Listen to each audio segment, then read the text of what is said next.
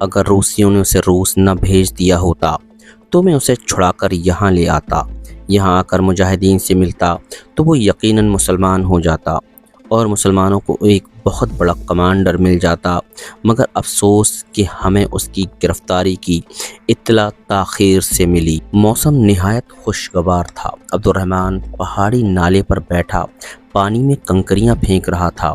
علی بھی اسے دیکھ کر اس کے پاس چلا آیا۔ علی نے دیکھا کہ عبد الرحمن کچھ پریشان دکھائی دے رہا ہے۔ اس نے پوچھا، عبد الرحمن کیا بات ہے، آج کچھ پریشان دکھائی دے رہے ہو؟ پریشان تو نہیں، صرف سوچ رہا ہوں، عبد الرحمن نے جواب دیا۔ کیا سوچ رہے ہو؟ کچھ ہمیں بھی تو پتہ چلے، علی نے پوچھا۔ عبد الرحمن نے بتایا، آج رات کو خواب میں ابو اور امی ملے ہیں، دل چاہتا ہے کہ ان سے کسی طرح ایک دفعہ مل آؤں، پھر نہ جانے کیوں آج زبیدہ بھی بہت یاد آ رہی ہے۔ زبیدہ بالکل طاہرہ کی طرح ہے، روسی معاشرے کے لحاظ سے وہ پکی مسلمان ہے، مذہب پر ہم ایک دوسرے سے بہت بحث کرتے تھے، آتی دفعہ میں اس سے مل بھی نہ سکا تھا کیونکہ وہ ان دنوں گھر پر نہ تھی۔ علی کچھ دیر سوچتا رہا، پھر کہنے لگا، عبد الرحمن اگر ہم تمہیں دریائے آمو پار کروا دیں تو کیا تم بحفاظت گھر تک جا سکتے ہو اور واپس آ سکتے ہو؟ میرے خیال میں یہ کوئی زیادہ مشکل کام بھی نہیں ہے، لیکن میں اکیلا نہیں جاؤں گا، اگر تم بھی میرے ساتھ چلو تو مشکل سفر بھی آسان ہو جائے گا، عبد الرحمن نے بتایا۔ علی نے کہا کہ دل تو میرا بھی یہی چاہتا ہے کہ روس کے لوگوں کو دیکھ کر آؤں، پھر تم نے اپنے امی ابو کی جو باتیں سنائی تھیں انہیں سن کر تو ان سے بھی ملنے کو دل چاہتا ہے، مگر چیف کمانڈر سے چھٹی کا معاملہ ہے، اگر وہ مان گئے تو میں ضرور آپ کے ساتھ جاؤں گا، لیکن کمانڈر صاحب سے بات کرنے سے پہلے یہ تو حساب لگائیں کہ آنے جانے میں وقت کتنا لگے گا۔ پھر دونوں دنوں کا حساب لگانے لگے۔ عبد الرحمن کے خیال میں 1 مہینہ کافی تھا، جبکہ علی کا خیال تھا کہ ہمیں 2 ماہ کا عرصہ ذہن میں رکھنا چاہیے، کیا معلوم روس کے اندر جا کر کیسے حالات پیش آئیں اور سفر کیسے کرنا پڑے۔ 2 ماہ پر دونوں کا اتفاق ہو گیا۔ علی نے اسی دن چیف کمانڈر سے وائرلیس پر بات کی تو کمانڈر صاحب نے علی کو سمجھاتے ہوئے کہا کہ یہ بڑا خطرناک سفر ہے اور میں نہیں چاہوں گا کہ تم جان بوجھ کر اپنے آپ کو خطرے میں ڈالو۔ مجھے بھی احساس ہے کہ یہ سفر بڑا خطرناک ہے، مگر موت اور زندگی سب اللہ کے اختیار میں ہے، میری آپ سے درخواست ہے کہ مجھے 2 ماہ کی چھٹی دے دیں، علی نے کہا۔ کمانڈر صاحب نے پھر سمجھایا کہ چھٹی تو 2 کی بجائے 3 ماہ کی بھی مل سکتی ہے، مگر روس کے لیے میرا دل نہیں مان رہا۔ پھر سوچو، تمہاری ابھی ابھی شادی ہوئی ہے، کیا یہ بہتر نہیں کہ تم یہ چھٹی طاہرہ کے پاس گھر میں گزارو؟ میرا دل کہہ رہا ہے کہ یہ سفر میرے لیے بہت سود مند رہے گا، ممکن ہے وہاں مجاہدین کے حامی افراد سے رابطے کا موقع بھی ملے، اگر ایسا ہوا تو میں انہیں جہاد افغانستان کی اہمیت سے آگاہ کروں گا۔ رہی طاہرہ کی بات تو آپ 3 ماہ کی چھٹی دے رہے ہیں، زیادہ سے زیادہ 2 ماہ روس کے سفر کے لیے اور تیسرا مہینہ طاہرہ کے پاس ہی گزرے گا، علی نے اصرار کرتے ہوئے کہا۔ تو کمانڈر صاحب بولے کہ تم زیادہ ہی ضد کر رہے ہو تو ٹھیک ہے، جیسی تمہاری مرضی، مگر میری درخواست ہے کہ محتاط ہو کر سفر کرنا۔ علی نے اس پر کمانڈر کا شکریہ ادا کیا۔ اس سفر کو مکمل طور پر خفیہ رکھنے کا فیصلہ کیا گیا۔ روس جانے کے لیے سفر کے انتظامات کا مسئلہ تھا۔ عبد الرحمن سے مشورے کے بعد علی نے شہر سے خاص کپڑا منگوایا اور روسی طرز کے لباس تیار کیے، روسی روبل، روسی کرنسی بھی خاصی تعداد میں حاصل کی۔ علی نے محمد اسلام سے بھی بات کی تو اس نے کہا کہ میرا روس میں کون ہے جس سے مجھے ملنے جانا ہے، ماں باپ مر چکے، بھائی بہن کوئی ہے نہیں، میں روس اس وقت جاؤں گا جب روس کے مسلمان بھی آزاد ہوں گے، میرا وطن اب افغانستان ہے، روس نہیں۔ روس کے مسلمانوں سے اگر ملاقات ہو تو انہیں میرا یہ پیغام ضرور دے دینا کہ جو لطف آزادی کے لیے لڑتے ہوئے مرنے میں آتا ہے وہ غلامی کی پرتعیش زندگی میں نہیں۔ اگر روس کے مسلمان بھی اس سے لطف اندوز ہونا چاہتے ہیں تو پھر وہ بھی آزادی کے لیے اٹھ کھڑے ہوں۔ تیاریاں مکمل ہو گئیں۔ عبد الرحمن نے اپنا کوسومول کا کارڈ بھی سامان میں رکھ لیا تاکہ روس میں وقت ضرورت اس سے فائدہ اٹھایا جا سکے۔ درویش خان کو علی نے قائم مقام کمانڈر مقرر کرتے ہوئے مجاہدین سے کہا کہ میں ایک اہم مشن پر مرکز سے باہر جا رہا ہوں۔ میری غیر موجودگی میں درویش خان کی ہر بات کی اطاعت اسی طرح کرنا جس طرح میری اطاعت کرتے تھے۔ درویش خان کو علی نے سمجھایا کہ دشمن مختلف قسم کی سازشوں کی سوچ رہا ہے۔ ان سازشوں سے مکمل طور پر اپنے آپ کو آگاہ رکھنا اور اپنے آپ کو بچانے کی کوشش بھی کرنا۔ اگر وہ خوبصورت لڑکیوں کو مظلوم مہاجرین کے بھیس میں مرکز کی طرف بھیجیں تو انہیں فوراً یہاں سے دور بھیج دینا اور مرکز میں ایک دن کے قیام کی بھی اجازت نہ دینا۔ درویش خان ایک ذہین اور جرأت مند مجاہد تھا۔ اسے مجاہدین لوہے کے ہاتھوں والا انسان کہہ کر پکارتے تھے۔ اس کا یہ واقعہ تو مجاہدین میں بہت مشہور تھا کہ ایک دفعہ روسی فوجیوں نے اسے پکڑ لیا۔ روسی فوجی اسے پکڑ کر اپنے افسروں کے پاس لے گئے۔ کمرے میں 3 سپاہیوں سمیت 7 روسی افسر تھے۔ افسروں کے کہنے پر سپاہیوں نے اس کے ہاتھ کھول دیے۔ روسی افسروں نے خدا اور رسول صلی اللہ علیہ وسلم کے بارے میں کچھ نازیبا الفاظ کہے تو درویش خان غصے سے پاگل ہو گیا۔ اس نے چیتے کی طرح چھلانگ لگا کر ایک روسی سپاہی سے بندوق چھین لی۔ دوسرے 2 نے درویش کے ہاتھوں میں بندوق دیکھ کر اپنی بندوقیں خود ہی نیچے پھینک دیں۔ درویش نے گولیاں نکال کر بندوقیں ایک طرف رکھ دیں، دروازوں کو کنڈیاں لگا دیں اور 10 کے 10 روسیوں کو مکے مار مار کر موت کی نیند سلا دیا۔ اس کے مکے کے بارے میں کہا جاتا تھا کہ لوہے کے ہتھوڑے سے بھی زیادہ خطرناک ہوتا ہے۔ علی عبد الرحمن اور چند دوسرے مجاہدین موٹر سائیکلوں پر مرکز سے روانہ ہوئے۔ عبد الرحمن نے علی سے کہا کہ ہمارے پاس وقت تھوڑا ہے، اس لیے راستے میں اگر کسی جگہ روسی نظر بھی آ جائیں تو مقابلے کی بجائے آنکھ بچا کر گزر جانا۔ موٹر سائیکلوں پر سوار ہونے کے باوجود 4 دن بعد مجاہدین کا یہ قافلہ روسی سرحد کے قریب واقع مجاہدین کے ایک مرکز میں پہنچا۔ یہ مرکز دریائے آمو سے چند میل دور واقع تھا اور اس مرکز کا کمانڈر زمان گل خان کئی دفعہ علی کے مرکز آ چکا تھا۔ علی نے اس کے سامنے ادھر آنے کا مقصد بیان کیا اور اسے تاکید کی کہ دوسرے مجاہدین کو ہمارے ارادوں، مشن اور ناموں کے بارے میں کچھ معلوم نہ ہونے پائے۔ کمانڈر زمان گل خان انہیں دوسرے ہی دن دریائے آمو کے قریب ایک باغ میں لے گیا۔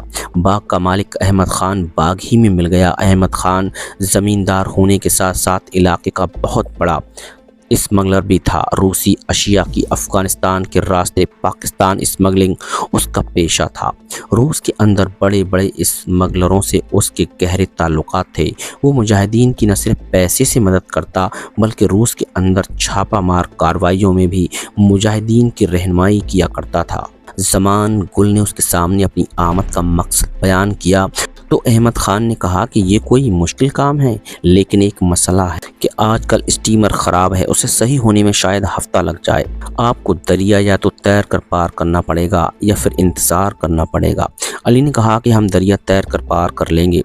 رات ان لوگوں نے احمد خان کے باغ ہی میں بسر کی۔ صبح کو ناشتے پر احمد خان نے علی اور عبد الرحمن کو سمجھاتے ہوئے کہا، دریا پار کرنے کے بعد تمہیں چند میل پیدل چلنا پڑے گا۔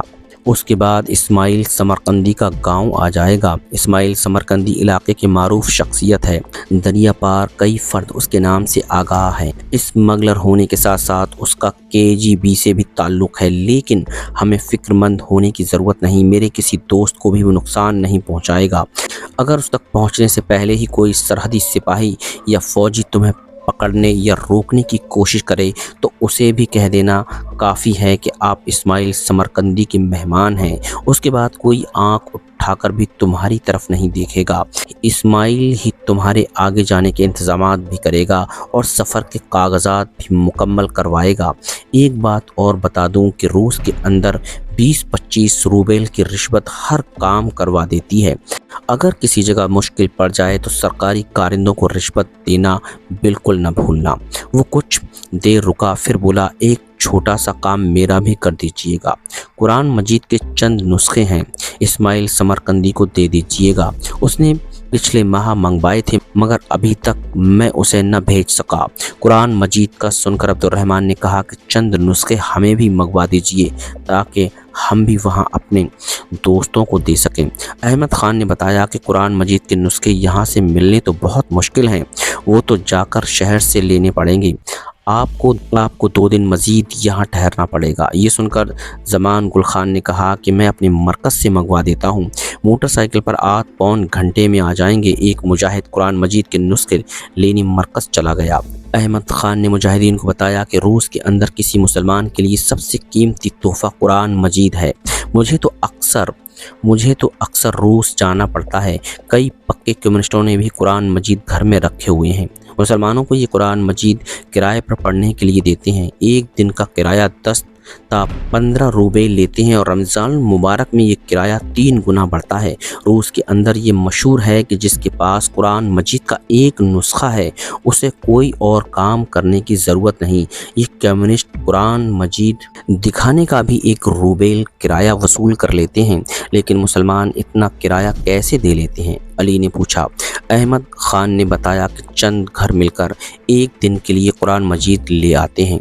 एक आदमी पढ़ता है और बाकी सुनते हैं। आप लोग कुरान मजीद के नुस्खे ज़्यादा तादाद में इस्तेमाल क्यों नहीं करते? अब्दुर्रहमान ने पूछा। अहमद ख़ान ने बताया कि इस्माइल समरकंदी से मेरी इस सिलसिले में बात हो चुकी है। पाकिस्तान में भी एक इदारे से बात चल रही है। हम चाहते हैं कि रूसी ज़बान में तर्जुमा शुदा कुरान मजीद मिल जाए तो हम ये काम शुरू करें। इस तरह आपको पैसा भी मिल जाएगा और सवाब भी। अली बोला, यही सोचकर ये काम करने का इरादा किया है। अहमद ख़ान ने कहा। अली ने अहमद ख़ान को बताया कि रेडियो सदाए अफ़गानिस्तान से रूसी ज़बान में इस्लामी प्रोग्राम पेश किए जाते हैं। तो अहमद ख़ान ने अली और अब्दुर्रहमान को बताया कि रूसी मुसलमान रेडियो सदाए अफ़गानिस्तान बड़ी बाकायदगी से सुनते हैं और रूसी मुसलमान ख़वातीन तो मुजाहिदीन से बहुत ज़्यादा मुतासिर हैं।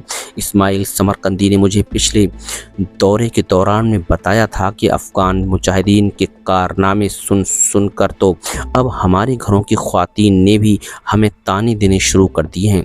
वो कहती हैं कि अगर अफ़गानिस्तान के मर्द रूसी काफिरों से लड़ सकते हैं तो तुम जिहाद क्यों शुरू नहीं करते? अली ने कहा कि ये बहुत अच्छी बात है। अल्लाह करे कि रूस के मुसलमान भी अफ़गान मुसलमानों की तरह जिहाद शुरू कर दें। 1 घंटे बाद मुजाहिद मरकज़ से कुरान मजीद के नुस्खे लेकर आ गया।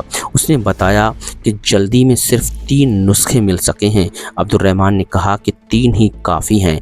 अहमद ख़ान ने अपने कुछ दूसरे दोस्तों के पते भी दिए और इस्माइल समरकंदी के नाम एक रुक्का भी दिया। इस्माइल समरकंदी को अहमद ख़ान ने लिखा कि ये मेरे बेटे के दोस्त हैं, एक ज़रूरी काम के सिलसिले में शहर आबाद तक जाना चाहते हैं।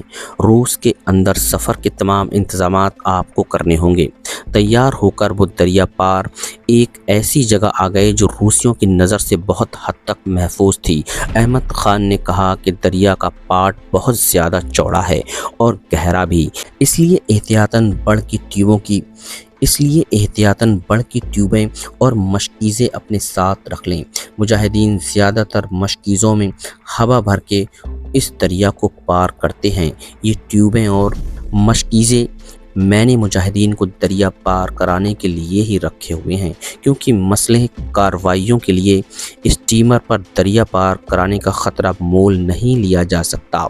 अली के साथ आए हुए मुजाहिदीन ने पेशकश की कि सामान दरिया पार ले जाने में हम आपकी मदद करते हैं। ज़मान गुल और अहमद ख़ान ने अली और अब्दुर्रहमान को खुदा हाफिज़ कहा। मुजाहिदीन ने कुरान मजीद के नुस्खे और दूसरा सामान जो अली और अब्दुर्रहमान साथ लाए थे दरिया के पार पहुँचाने में मदद की।